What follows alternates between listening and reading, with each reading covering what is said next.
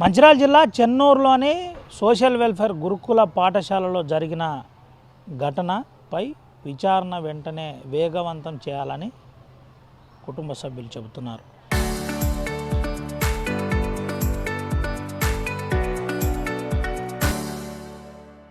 శ్రీ హిందూ గంగారంకు చెందిన అమ్మాయి 7వ తరగతి చదువుతున్న శ్రీ హిందూకు న్యాయం జరగాలని చెబుతున్నారు.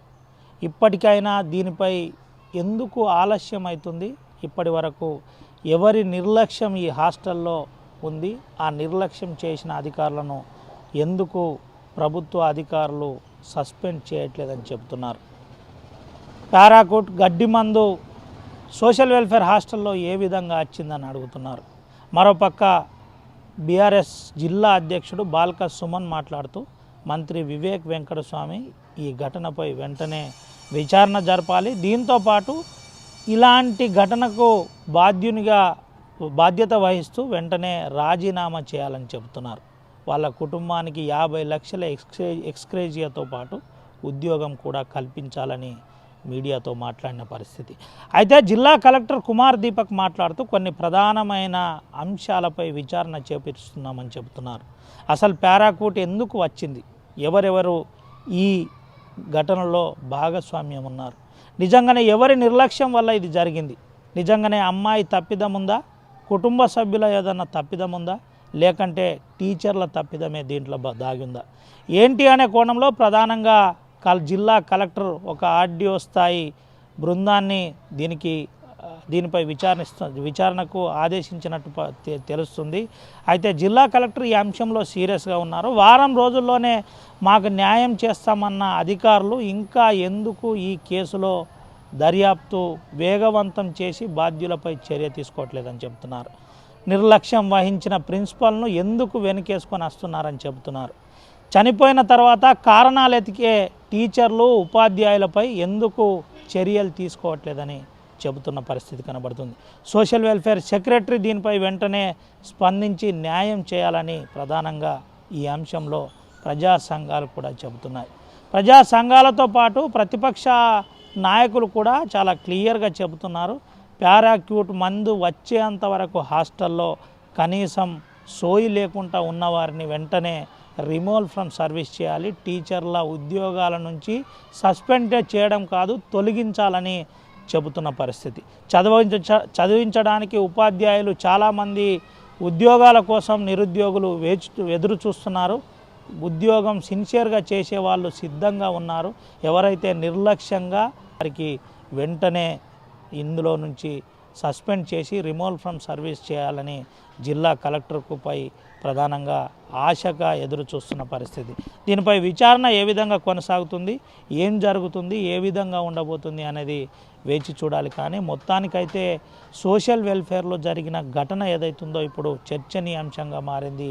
అది ఫుడ్ పాయిజన్గా 2 రోజులు అక్కడున్న ఏరియా ఆసుపత్రిలో చోద్యం చూసుకుంటున్నారు. కనీసం అక్కడున్న ఏరియా ఆసుపత్రిలో బ్లడ్ టెస్ట్ కూడా చేయలేదు, కనీసం ఈసీజీ లాంటివి కూడా తీయలేదు. దీంతోపాటు లంగ్స్ ఎఫెక్ట్ అయ్యాయా, అసలు ఏం జరిగింది ఎట్లా అనేది చూడకుండా జస్ట్ సెలైన్ పెట్టేసి సినిమా చూస్తూ ఉన్నట్టు ఉన్నారు. ఇక్కడ కాదు అని 2 రోజుల తర్వాత మీరు హయ్యర్ సెంటర్కి తీసుకెళ్ళండి, మెరుగైన వైద్యం అందించండి అని అక్కడున్న ఎవరైతే వైద్యులు ఉన్నారో సివిల్ హాస్పిటల్ ఉన్న వాళ్ళు చెప్పారు. వారిపై కూడా చర్య తీసుకోవాలి. కనీసం అక్కడున్న ల్యాబ్లు పనిచేయకుంటే ఎందుకు అక్కడ హాస్పిటల్ నడిపిస్తున్నారని చెబుతున్న పరిస్థితి. అక్కడ పనిచేస్తున్న డాక్టర్లను వ్యతిరేకించట్లేదు, పనిచేస్తున్న డాక్టర్లను మేము కించపరచట్లేదు. కానీ ఇంత నిర్లక్ష్యంగా ఎవరైతే వహిస్తున్నారో వారిని వెంటనే ఉద్యోగాల నుంచి కూడా తొలగించాలని చెబుతున్న పరిస్థితి కనబడుతుంది. ఏది ఏమైనప్పటికీ చెన్నూరు సోషల్ వెల్ఫేర్లో జరిగిన ఘటనపై ప్రజా సంఘాలతో పాటు విద్యార్థి సంఘాలు మండిపడుతున్న పరిస్థితి కనబడుతుంది. Vote studio. ఓకేనా? కేంద్రంలోని బీసీ సంక్షేమ గురుకుల పాఠశాలలో శ్రీ హిందూ అనేటటువంటి ఒక 7వ తరగతి చదువుతున్నటువంటి అమ్మాయి చనిపోవడం నిజంగా చాలా బాధాకరం. 4 రోజులుగా సంఘటన జరిగిన తర్వాత కూడా ఇష్యూని దాచిపెట్టి కప్పిపెట్టి ఇవాళ అమ్మాయి చనిపోయిందని చెప్పి డిక్లేర్ చేశారు. ఇది పూర్తి స్థాయిలో ప్రభుత్వ నిర్లక్ష్యం తప్ప ఇంకోటి కాదు. ఎందుకంటే గతంలో కేసీఆర్ గారి హయాంలో మా ప్రభుత్వంలో 10 సంవత్సరాల్లో 1000కి పైగా గురుకులాలను మేము ప్రారంభించినాం. ఆ 1000కి పైగా గురుకులాల్లో ఆనాడు లక్షలాది మంది ఎస్సీ, ఎస్టీ, బీసీ మైనారిటీ పిల్లలకు సంవత్సరానికి ఒక్కొక్కరిపైన 2 లక్షల పైచిలకు డబ్బులు ఖర్చు పెట్టి పేద పిల్లలకు, బడుగు బలహీన, దళిత, గిరిజన, అణగారిన వర్గాల బిడ్డలకు కూడా మంచి చదువులు, నాణ్యమైనటువంటి చదువులు అందించాలనేటటువంటి ఆలోచనతో ఆనాడు మా ప్రభుత్వం ప్రణాళికలు రూపొందిస్తే ఈ కాంగ్రెస్ ప్రభుత్వం వచ్చిన తర్వాత కేసీఆర్ ఆనవాళ్లను లేకుండా చేస్తా అని చెప్పి ముఖ్యమంత్రి మాట్లాడుతూ ఆయన గురుకులాలన్నింటినీ కూడా నిర్వీర్యం చేసుకుంటూ ఎక్కడ కూడా వసతులు, సౌకర్యాలు కల్పించకుండా, ఒక్క సమీక్ష కూడా నిర్వహించకుండా, అక్కడ ఉన్నటువంటి పరిస్థితులను అధ్యయనం చేయకుండా, బోధనేతర సిబ్బందిని సరిగ్గా నియమించకుండా, నాణ్యమైన ఆహారాన్ని అందించకుండా, పిల్లలకు కౌన్సిలింగ్ ఎప్పటికప్పుడు మానసికపరమైనటువంటి ఇబ్బందులు వచ్చినప్పుడు కానీ, ఇతరత్ర సమస్యలు వచ్చినప్పుడు కానీ కౌన్సిలింగ్ నిర్వహించేటటువంటి ప్రక్రియను కూడా చేపట్టకుండా పూర్తిగా వాటిని నిర్వీర్యం చేసింది. దాని ఫలితంగా ఇవాళ రాష్ట్ర వ్యాప్తంగా ఇది 3వ సంవత్సరం కాంగ్రెస్ పార్టీ పరిపాలన. ఈ 3వ సంవత్సరం పరిపాలనలో ఇప్పటికే 127 మంది పిల్లలు కొందరు ఆత్మహత్యలు చేసుకున్నారు, కొందరు ఫుడ్ పాయిజన్ లాంటి సంఘటనలతో చనిపోయినారు, కొందరు పాము కాటు గురైనరు, కొందరు అకాల విద్యుత్ ఘాతంతో మరణించారు. ఇట్లా రకరకాల కారణాల వల్ల 127 మంది పిల్లలు ఇప్పటి వరకు మరణించారు. ఇవాళ మా చెన్నూరు నియోజకవర్గ కేంద్రంలోని గురుకుల పాఠశాలలో శ్రీ హిందూ అనే అమ్మాయిది 128వ మరణం. అంటే మొత్తంగా ఇవాళ కాంగ్రెస్ ప్రభుత్వాన్ని ఈ ప్రజలు తెచ్చుకున్నది వీళ్ళ పిల్లల చావుల కోసమా? నేను అడుగుతా ఉన్నా ఈ ప్రభుత్వాన్ని. అంటే ఇంత దుర్మార్గంగా పిల్లలు ఇంతమంది వస్తున్నా కూడా పట్టించుకోకుండా ఇంత బాధ్యతారాహిత్యంగా వ్యవహరించడం అనేది చాలా తప్పు. ఇప్పటికే దీనిపైన గతంలో గురుకులాల్లో వీళ్ళు చేస్తున్నటువంటి దుర్మార్గాలు కానీ, దారుణాలు కానీ వీటన్నిటికీ వ్యతిరేకంగా ఆనాడు మేము గురుకుల బాట కార్యక్రమాన్ని కూడా మా విద్యార్థులు తీసుకొని అన్ని గురుకులాలు తిరగడం జరిగింది.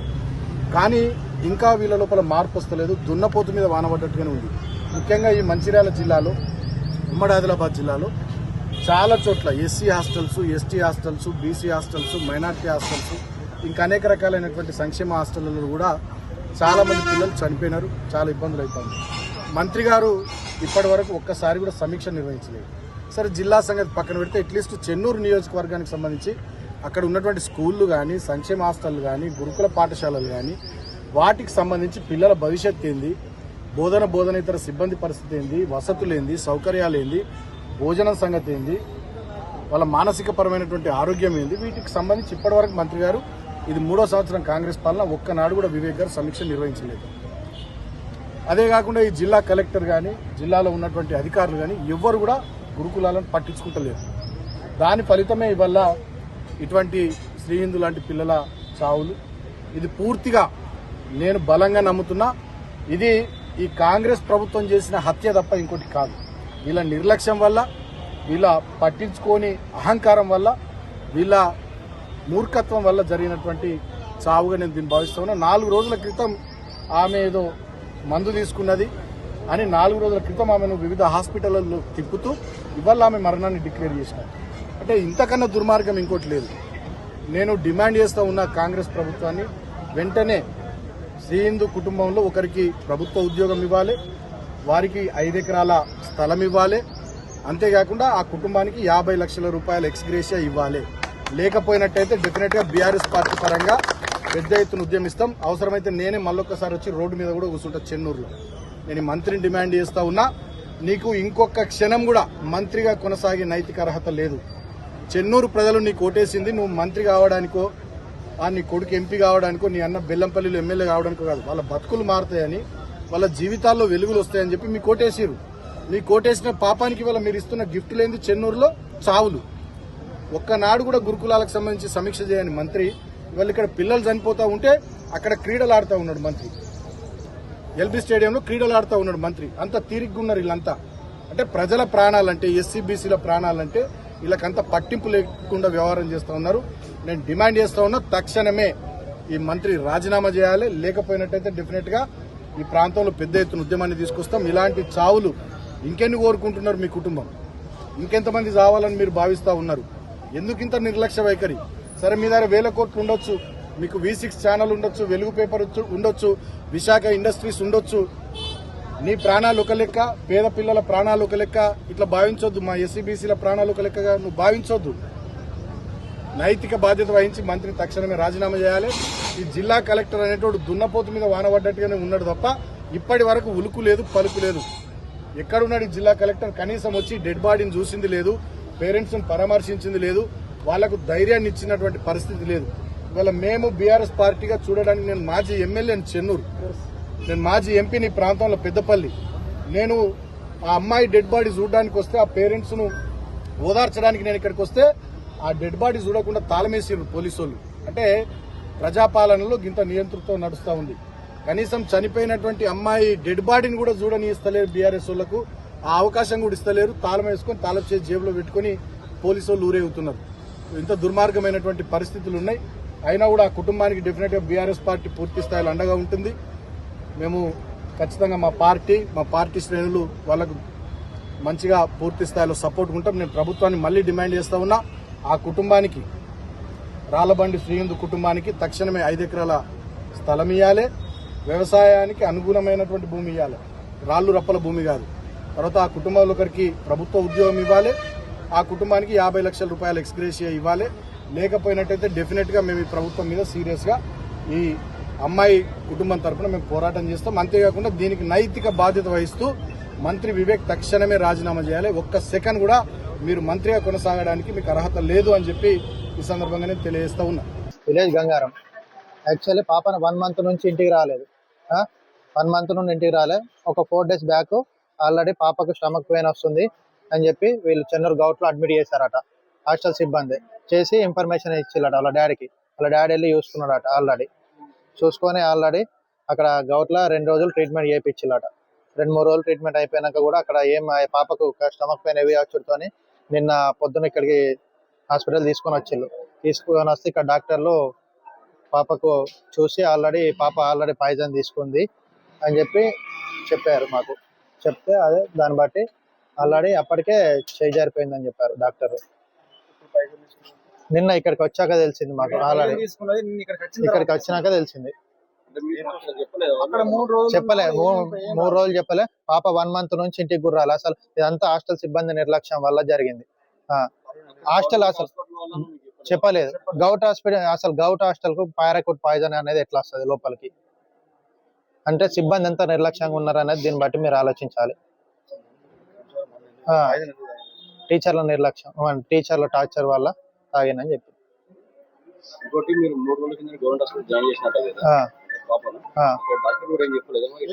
ఏం చెప్పలే. స్టమక్ పెయిన్ వీళ్ళు చెప్పిల్లట ఫుడ్ పాయిజన్ అయింది, వామిటింగ్ చేసుకున్నా అని చెప్పి. 2 రోజుల టైం పడుతుంది అని చెప్పేది అట్టిగానే ఉంచుకున్నారు అక్కడ. నా పేరు రాజన్న. అయితే మొన్న బుధవారం రోజు వాళ్ళ డాడీ, నా కోడలు అయితే ఇప్పుడు చనిపోయినా, అక్కడ గవర్నమెంట్ హాస్పిటల్లో ఏం చెప్పలేదు. 3 రోజులు పెట్టుకున్నా కూడా ఏం చెప్పకుండా లాస్ట్ సీరియస్ అయ్యే కట్టుకున్నాను. మేము తీసుకొని పోవాలంటే ఫైల్ ఇచ్చలేదు, నాకేం తీసుకోవాలని కూడా ఏం చెప్పలేదు. పాప నొప్పి తట్టుకోలే, స్టమక్ పెయిన్ తట్టుకోలే. ఇప్పుడు అడిగినా కూడా నీరసంగా మాట్లాడేది, ఘోరంతా ఘోరంగా ఎర్రగా అయింది. దానివల్ల మాకే కొంచెం డౌట్ వచ్చింది. ఇక్కడ ఉండొద్దని తీసుకొని వచ్చినాం ఇక్కడికి. మధ్యాహ్నం వరకు వచ్చేసరికి ఇక్కడ టెస్టులల్లో కొంచెం ఈ పాయిజన్ అది తీసుకున్నట్ల కొంచెం బయటకు వచ్చింది. ఏది తాగిందన్నట్టు. మరి అక్కడ 3 రోజులు ఉన్నా కూడా మనకేం చెప్పలేదు. అదేదో ముందు తెలిసింటే మనం ముందే పోయండి మన పాపతో మనం బతుకు అన్నట్టుగా ఇవన్నీ నడుస్తుంది. ఇది ఘోరం అవుతుంది. వాళ్ళు ఇంకా అక్కడ హాస్పిటల్లో జాయిన్ చేసినప్పటి నుండి మళ్ళీ అప్పటికి రానేలే. నిన్న ఇక్కడికి వచ్చింది, ఇది తెలిసిన తర్వాత ఇక్కడికి వచ్చింది. ఇక్కడ హాస్పిటల్ ఇన్ఫర్మేషన్ వాళ్ళ మాకైతే ఏం తెలియదు. దురదృష్టకరం. కలెక్టర్ గారు నన్ను నన్ను ఇక్కడికి పంపారు. దీనిపైన జిల్లా స్థాయి అధికారిచే దర్యాప్తు జరిపించి, విచారణ జరిపించి, ఎవరైతే బాధ్యులు ఉన్నారో వాళ్ళపైన కఠిన చర్యలు వారంలోపు తీసుకోవడం జరుగుతుంది. తర్వాత ఆ కుటుంబానికి మనము ఎంతవరకు ప్రభుత్వ నియమ నిబంధనలను అనుసరించి ఎంత సహాయం చేయగలమో అంత సహాయం చేయడానికి ప్రభుత్వం ముందున్నది. ఏమైనా అష్యూరెన్స్ ఇచ్చారా సార్? వాళ్ళు ఏమైనా డిమాండ్ చేశారు? వాళ్ళు ఇదే విషయం అడిగిండ్రు, అదే విషయాన్ని చెప్పడం జరిగింది.